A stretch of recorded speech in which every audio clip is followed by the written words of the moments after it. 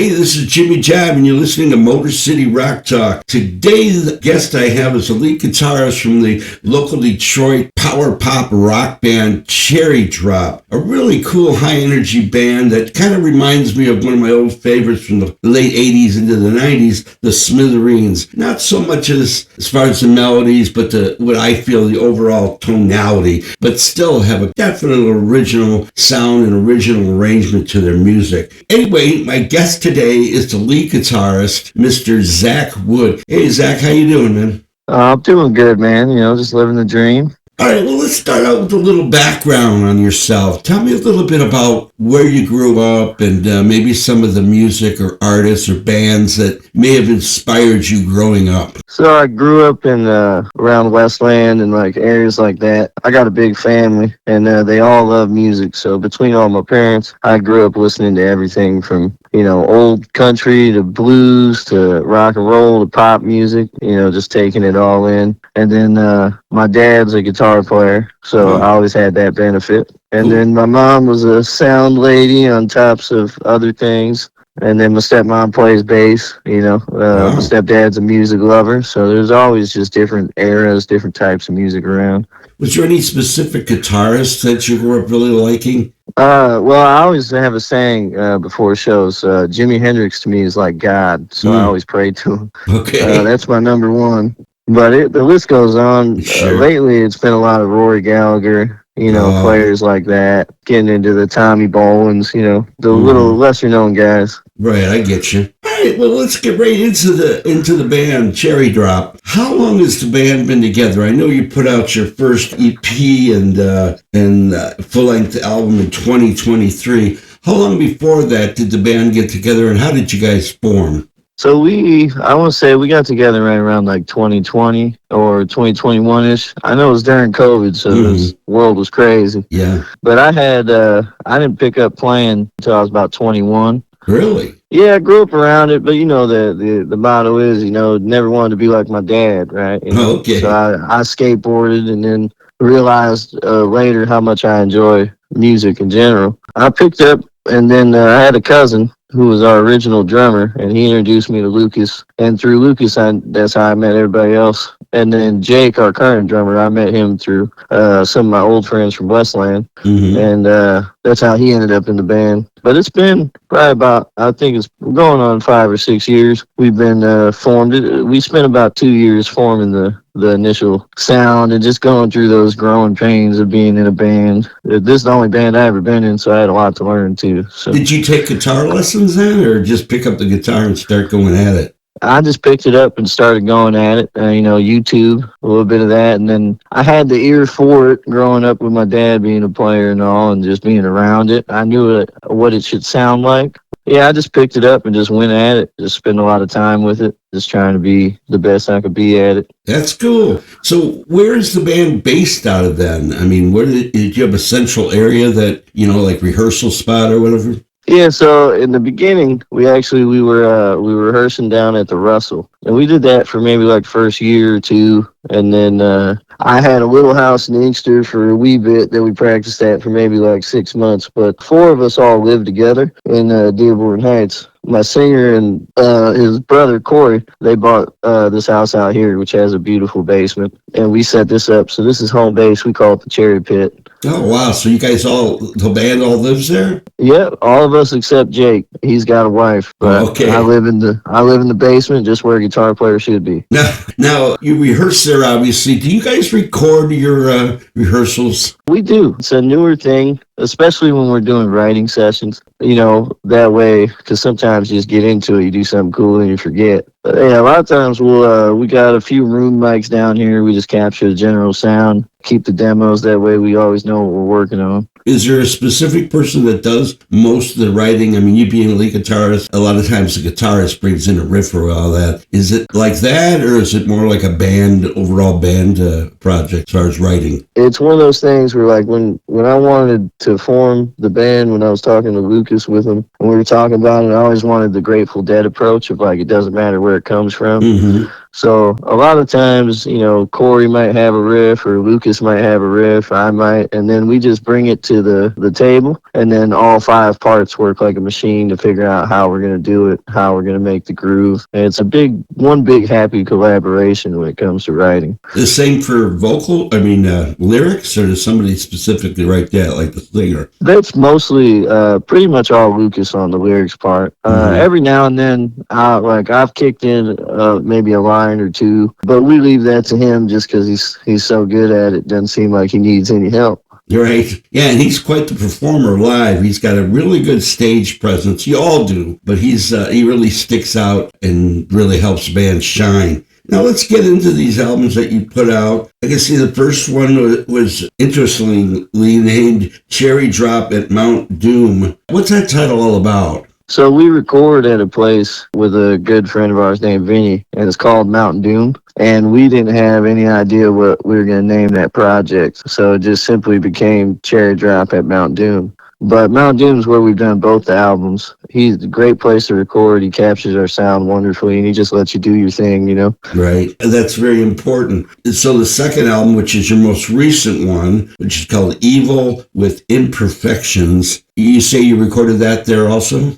Yep, we recorded that there. It was like last year, sometime around like Thanksgiving. We go in for 2 days. We rehearse a lot before going in. That way, time is money. Sure. And then we went in, we lay all the rhythm tracks down on the first day, and then the second day we do, all the leads and all the vocals and any of the overdubs if we do any. But we try to just get in there and knock it out. Now, I know you play lead guitar. Does your other guitarist play leads on any of this stuff also? On the album, he's got one on. He does the first lead on Loaded, but he's growing into doing more leads, and he's getting better every day. So You can be looking forward to seeing him rip it up. He's got a unique sound all to himself. Yeah, the band definitely does. I mentioned in the intro the Smithereens because, I don't know, there was just something about the way it played out that kind of reminded me of them. Are you familiar at all with the Smithereens? Very lightly familiar. I definitely have heard the name, and I've probably heard a couple tunes, but I should probably give him a deep dive.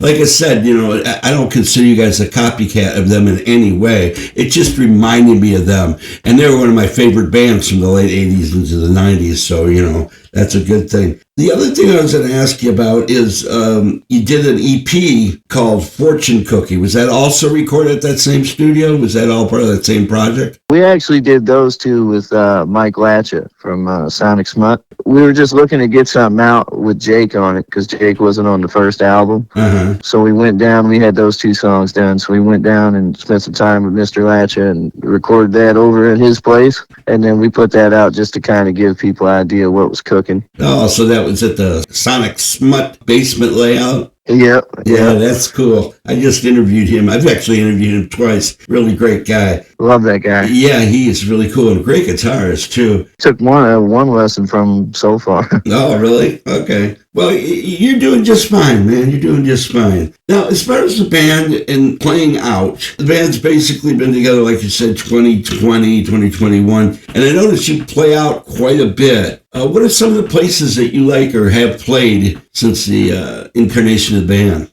We played so many different places at this point. Some of my favorites, I like them all really, because my thing is I'm just grateful to be able to play somewhere. Mm-hmm. Obviously, I love playing Smalls. It's one of my favorite stages to play on. I'm a big fan of playing like Ziggy's or any of the Hamtramck spots have been fun and been good to us. And then Grand Rapids, we just did our first show out in Grand Rapids recently. And I gotta say, that place knows how to party. Do you do anything on the west side, being that you kind of came from the west side? Do you ever play like Road Rangers or the Token Lounge, any of that kind of stuff? We did play the Token once. Played the Token once probably about a year-ish or so ago. It all blends together, how rock and roll goes. But yeah, I had a good time there too. I loved it. That's a big stage. Yeah. Anytime there's a big stage, I'm excited because I get to watch Lucas destroy it. What about Road Rangers? Are you familiar with that place down at Taylor? Yeah, I've been there a few times. We never played there. That's a great little room. Yeah, I've seen. I had a coworker of mine,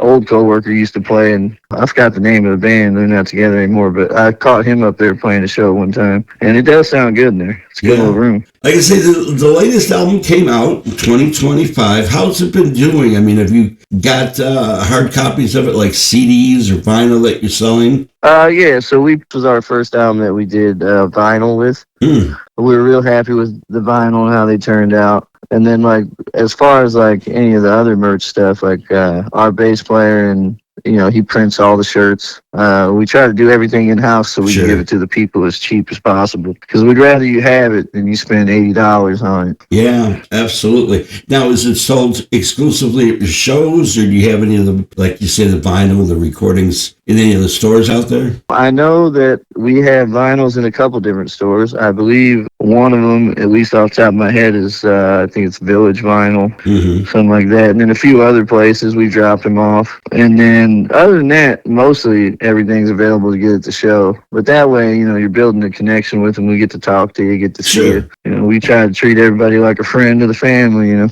Absolutely. That's a good way of looking at it. And as far as this is another thing I'm always interested in. As far as like some of the other bands do you play with, do you try and create a bit of a community with that? As far as, hey, we'll do gigs with you, you do gigs with us, and try to get the bands that kind of like go along with what you're doing, or do you try to diversify it as far as that? We're always open to playing with anybody, but there is a really strong community around Detroit right now. I mean, we're all the bands are in one giant group chat. It's called the Freak Parade, and we all help each other out and try to, we hop on here or do this with them, and everybody returns the favors. It's quite beautiful to see. Yeah. It's just a bunch of musicians working together to try to get us all somewhere. That is a really good idea. That's helpful to everyone, obviously in the situation. Now, as far as your equipment, I always like to ask this because I'm a bass player, keyboard player, play the guitar myself. What kind of amplification or what kind of guitars are you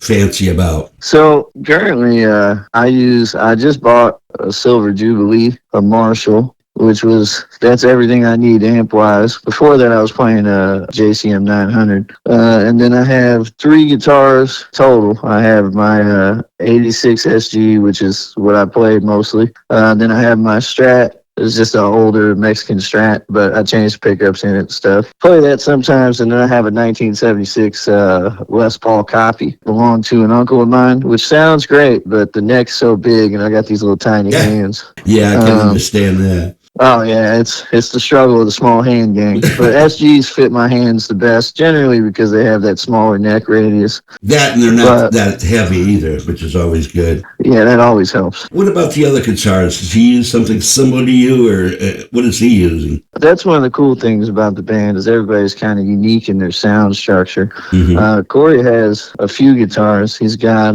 he's got a Les Paul, the Paul, which is around 87 also, and then he's got a Telecaster. He uses those mostly. And then he has a JCM Roland that he plays through, and he also plays through a DeVille quite a bit, which I'm more partial to the DeVille because it's got more nuts. Right. And that's important. Of course. But yeah, that's his setup. And then our bass player uses a custom cut, like one of them old John Fogerty, cabinets, and then a custom deep end bass head. And then right now he plays the Schecter quite a bit, but he's had a few Jacksons and Ibanez, things like that. That's cool. And as far as playing live, have you guys up to this point recorded anything as far as live, like board recordings or anything that to maybe put as a bonus track on an upcoming album or anything? Is there any consideration in that? Definitely. We have a few times that we've at least attempted it. The recent time was we did a big house show for Christmas with about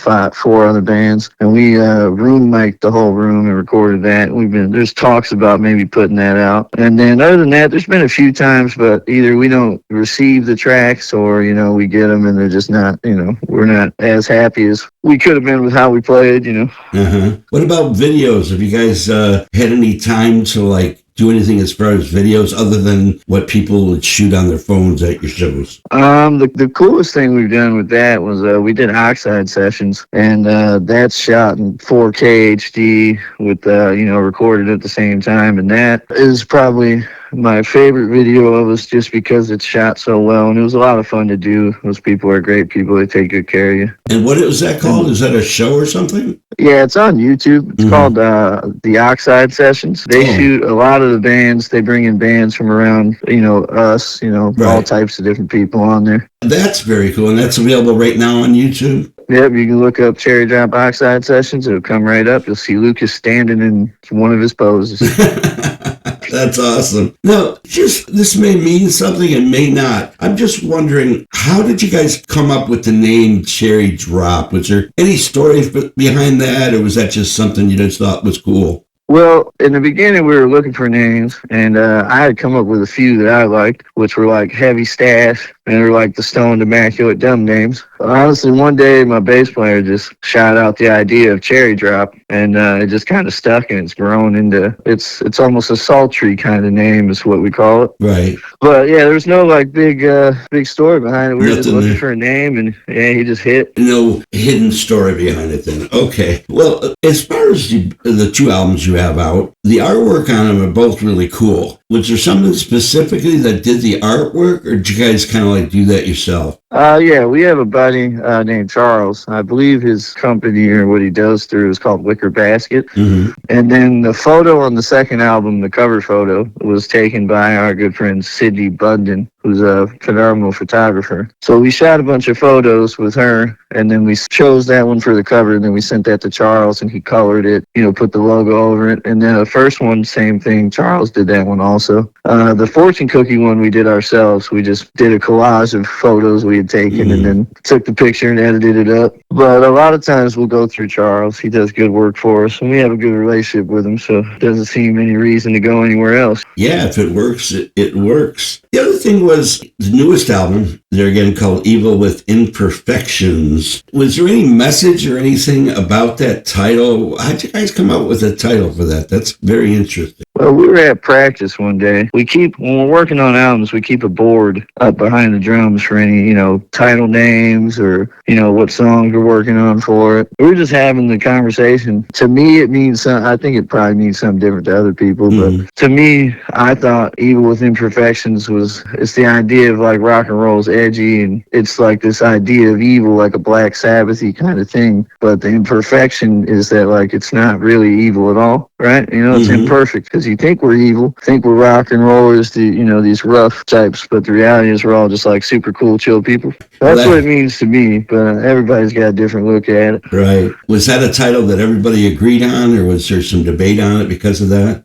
No, it literally, we came up with it. We were all just kind of shooting the shit. And then I can't remember which one of us said it, but somebody said it. And then we were like, oh, and then we wrote it up there, and it was like, fuck it, that's the title. I think that's how we knew was because it was just unanimous among us. As soon as we said it, we're like, dude, that's us all day. That's very cool. The other thing I was going to ask you about, now I know you played a lot around town as far as Hamtramck, Smalls, and Ziggy's and those places you had mentioned. Have you guys gone outside of the Metro Detroit area, like, out of state or up north? I mean, you did mention, I think, Grand Rapids. Anything out of state? Yeah, we've actually played quite a few places out of state. We played in Connecticut, New York, Baltimore, Pittsburgh, Greensburg, Ohio quite a bit. And then we're actually going next month. I believe we're going to Chicago and Milwaukee for a weekend. And then in May, we'll be doing a small tour run, which will be through Detroit, Ohio,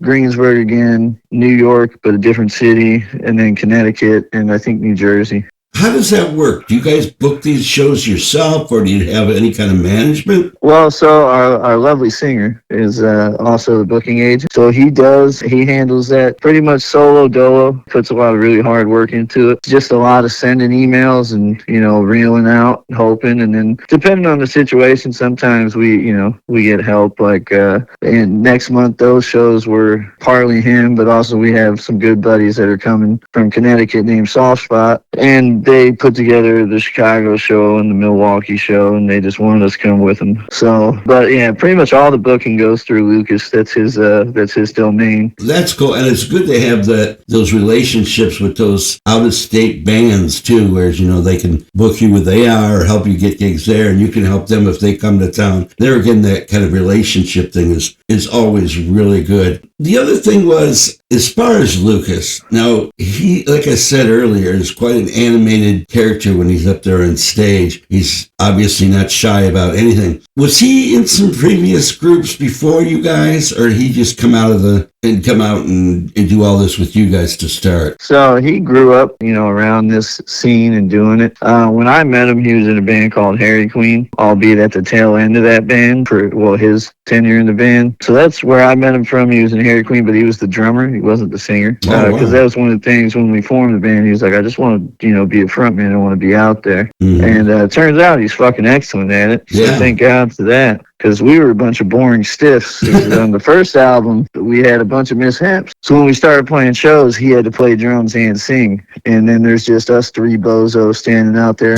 hiding behind our hair, And then him coming out front is what turned the energy up, made us all realize that we had a job to do out there. Yeah, well, that's a tough gig, being a drummer and having to be the lead vocalist at the same time, because he's got enough going on back there doing that. So I'm sure he was happy to come out in front. How long was that you used him as a drummer and singer before he actually came out front? I want to say it was like maybe, 8 or 9 shows, and then we had one show. And me and him sat down. I just looked at him and I was like, "You want to be a drummer or a singer, dude? Because we got to figure this out. Because we're out here boring. The music's good, but we're boring to watch." And we knew. I mean, I knew Lucas being out front. That was all the excitement anybody could ask for. So we talked about it, and then we decided we got Jake in, and we put Jake on a hell week of a run. I think he got like 2 weeks of practice with us. Then we did like 5 shows in November, a bunch of other stuff. We got right. But right before the first album came out, we had just changes in staff. Mm-hmm. Easiest way to say that. And then he just kind of did it out of necessity because he could play drums, and we are unwilling to stop our ambitious nature,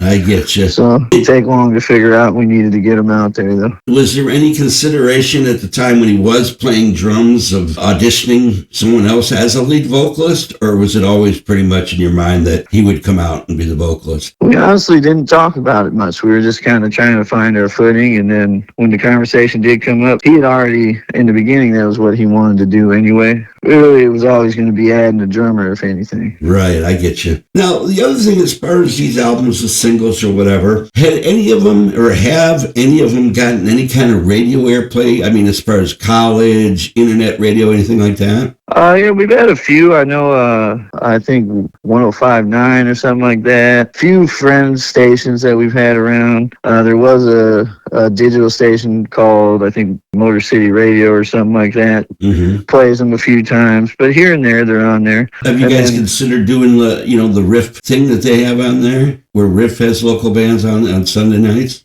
No, but I should. Yeah. We actually met, our drummer met Meltdown and gave him a record. He was a big fan. I don't know if that's the Riff. I get confused easy. I want to ask you one thing here, and we'll close out this interview. If you were on a deserted island, and only could have one artist's collection of music, who would that artist be? I think I can guess, but tell me who that would be. Hendrix all day. Hendrix? Hendrix all day, every day. You'd wear that stuff out, eh? Oh, I wear it out now. Oh. Are you into mostly CDs, or do you listen to a lot of vinyl? I got a lot of vinyl, and then, I still have some CDs, but mainly if I buy things physical-wise, it's always going to be vinyl, and then other than that, this good old streaming. I'm working on getting all of them. I'm only missing a few of the posthumous albums on vinyl. Other than that, I have everything. That's a very good pick, I'd have to say. Well, Zack, I want to thank you for taking the time out. I know it took us a while to finally get together because I know you've had a long winter doing the job you do and all that. And it's been a rough winter. So, like I say, I really appreciate you taking the time to talk to me today. And I wish you guys the best of luck, man. Hopefully I can get out to see you this spring or this summer, at least locally somewhere, because I really like what I hear, man. And I just say, keep it up. Keep it up. You guys are definitely, sounding good. Definitely with your vocalist out there. He's definitely running the parade and all that. It looks really good. So keep up the good work. I appreciate it. Well, man, you have a good night. You too, brother. All right. Take care. Bye-bye. Bye. Well, that was Zack Wood, lead guitarist for a Detroit band called Cherry Drop. Really exciting band, really good. Got some good hooks, some good ideas there. Got some really good music out. They're available, of course, on Spotify and I'm assuming Apple and Amazon Music. You can check out a bunch of their concert type videos on YouTube, obviously. He had mentioned that one show, the Session Show, he believes is probably the best stuff they've done up to date. So you may want to look for that also. Either way, you can't go wrong with these guys. They're good, just straight ahead hard rock or pop hard rock, whichever way you want to call it. So check them out. Hey, is that old stereo system of yours giving you the blues? Maybe the receiver has a blown channel or the turntable just doesn't work right. Well, then you should visit my friends at 7 Grand Audio Service. They've been in business for over 40 years, located at 25642 7 Mile Road in Redford. The owner Dash and his assistant Harry can fix just about anything. Doesn't matter, old, new, green, blue, whatever. I'm talking about receivers, tape decks, turntables, EQs, power amps, and yes, turn bass amps. The phone number over there is 313-533-3635. They're open Monday through Friday, 10 to 6. If you have any kind of stereo equipment that needs to be repaired or updated or cleaned or whatever, you should really check them out. And tell them Jimmy sent you. Well, anyway, with that being said, as I like to say, keep rocking.